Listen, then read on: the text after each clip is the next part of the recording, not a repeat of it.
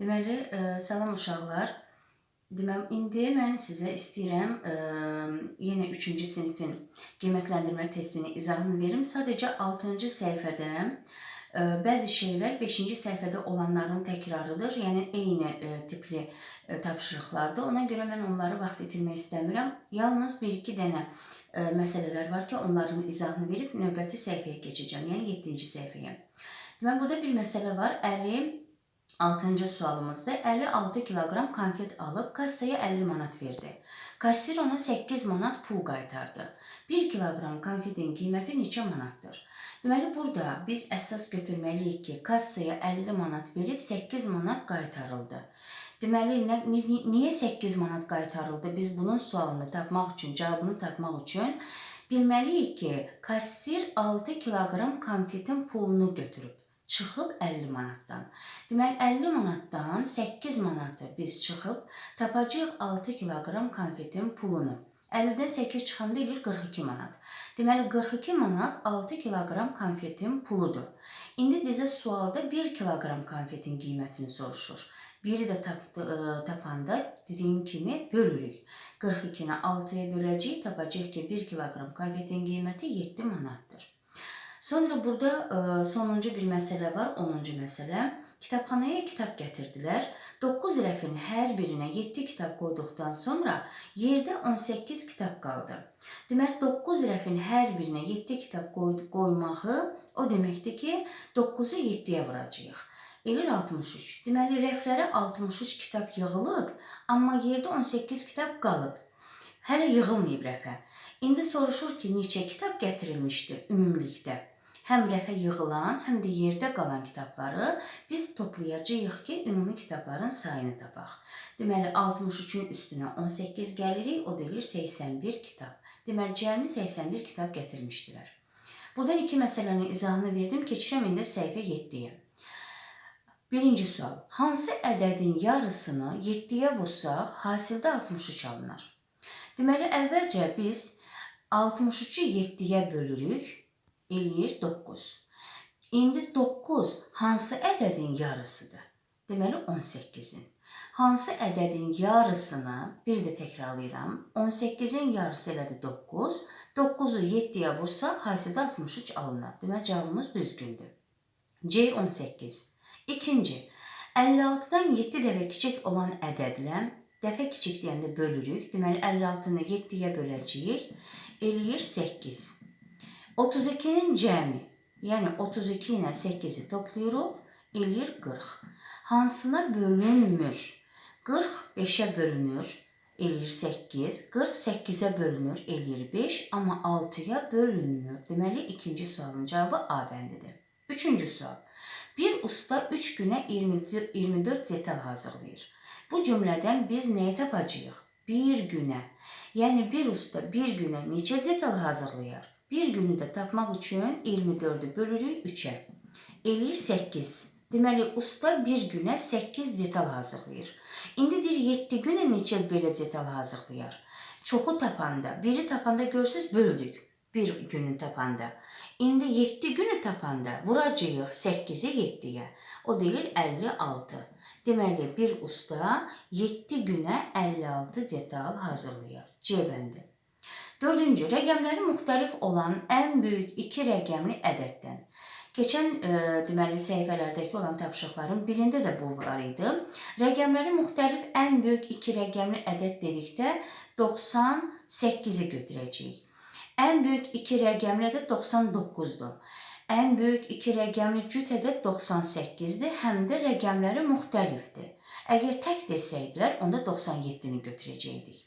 Deməli, rəqəmləri müxtəlif ən böyük 2 rəqəmli ədəddən, yəni 98-dən 34-ü çıxıb, 8-dən 4, 4, 9-dan 3, 6, 64, alınan ədədi neçəyə bölsək qismət 8 olar. Əlbəttə ki, vurma cədvəlini yaxşı bilən şagird bunun dərhal cavabını tapar ki, 64-ü 8-ə böləndə elə 8-in özü eləyir, yəni B bəndi.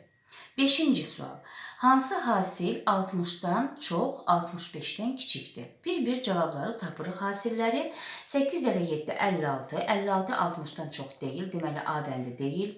6 dəfə 9 eləyir 54. 54 də 60-dan çox deyil. Deməli, B bəndi də deyil. 7 dəfə 9 63. 63 60-dan çox, 65-dən kiçikdir. Deməli, C bəndidir. 6-cı sual. Ata 17 manata 3 kiloqram armud və bir neçə kiloqram banan aldı. Armudun 1 kiloqramının qiyməti 3 manat, bananın 1 kilosunun qiyməti 2 manat olarsa, ata neçə kiloqram banan almışdı? Deməli, 17 manata həm armud alıb, həm də banan alıb atam. Amma bizə bu məsələni həll eləməyə nə kömək eləyəcək? Armudun 1 kilosunun qiyməti 3 manat olması. Deməli, ata 1 kilosunun qiyməti 3 manatdan 3 kilo armud alıb. 1 kilosu 3 manatdan 3 kilo armud eləyir 9 manat. Çünki 3'ü 3'ə vuracağıq, eləyir 9. Deməli, armuda 9 manat pul verib. Ata axı 2 meyvə alıb, armud alıb, bir də banan alıb. Armudun pulunu tapdıq ki, armuda 9 manat verib. Armudla banana hər ikisinə 17 manat verib. Armudun pulunu ümumi puldan çıxacağıq. Tapacağıq bananın pulunu. Deməli, 17-dən 9'u çıxırıq, eləyir 8 manat. 8 manat bir neçə kiloqram bananın puludur. İndi sualımızda deyir ki, bananın 1 kilosunun qiyməti 2 manat olarsa, ata neçə kiloqram banan almışdı? Əgər 1 kilonun qiyməti 2 manatdırsa, ata 8 manat pul verib banana. Onda neçə kilo banan alıb? 8'i 2'ye bölürük, tapırıq ki 4 manat. 4 kilo banan alıb. 8'i bölürük 2'ye, eləyir 4 kilo banan. Deməli, A bəndidir. 7-ci. 56 və 7 ədədlərinin qisməti. Qismət nə deməkdir? Bölmənin cavabı. Deməli, böləcəyik. 56 böl 7 bərabərdir 8. Bu ədədlərin fərqindən, yəni yenə 56 və 7-nin fərqi nə deməkdir? Fərq çıxmanın cavabıdır deyə çıxacağıq. 56'dan 7'ni çıxırıq, eləyir 49. Deməli, fərqindən neçə vahid kiçikdir? Yəni, 8 49'dan neçə vahid kiçikdir? Neçə vahid kiçikdir, neçə vahid böyükdür sualı olanda hər iki halda da çıxacağıq. 49'dan çıxırıq 8'i, eləyir 41. Deməli, B bəndi 41'dir. 8-ci sual. Burada yazılanı yazaram bura. Deməli, bərabərdir. 4 üstə gəl 3 bərabərin doğru olması üçün boş xanada neçə yazılmalıdır? Məlum olan tərəf, yəni hansı ki tərəfi həll eləyə bilərik? 4 üstə gəl 3'dür. 4'ün üstünə 3 gələndə eləyir 7. İndi bu dama bölünəndir. Bölünəni tapanda qisməti vururuq bölənə. Deməli, 9'u, yəni 7'ni vuracağıq 9'a, o da bərabərdir 63. 9-cu sual. 7'ni 8 dəfə artırıb, dəfə artırmaq deyəndə vururuq. 7'ni vururuq 8'ə, eləyir 56. Alınan hasildən, yəni 56'dan 48'in yarısını çıxdıqda, əvvəlcə 48'in yarısını tapırıq, yarısı deyəndə 2 yerə bölürük. 4'ü 2'yə bölürük 2, 8'i 2'yə bölürük 4. İndi 56'dan 24'ü çıxacağıq. Görək fərqdə neçə alınır? Əvvəlcə təklikləri çıxırıq. 6'dan 4'ü çıxanda 2, 5'dən 2 çıxanda 3. Deməli, cavab 32'dir. Fərqimiz 32'dir. 10-cu sual. A üstə gəl B bərabərdir 18. B bərabərdir 12. Deməli, burada B'nin yerinə biz 12 qoyub A'nı tapa bilərik.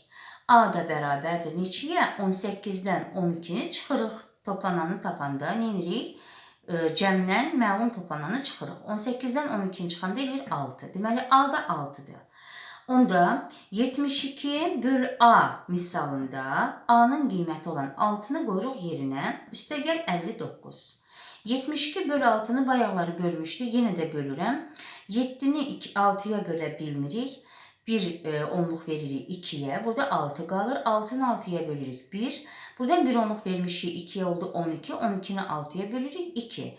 12'nin də üstünə 59 gəlirik. 9 üstə gəl 2 eləyir 11. 1 yazırıq 1 yadda. 1 üstə gəl 5, 6. O da 1, 7. Deməli, bizim cavabımız ifadəmizin qiyməti 71'dir.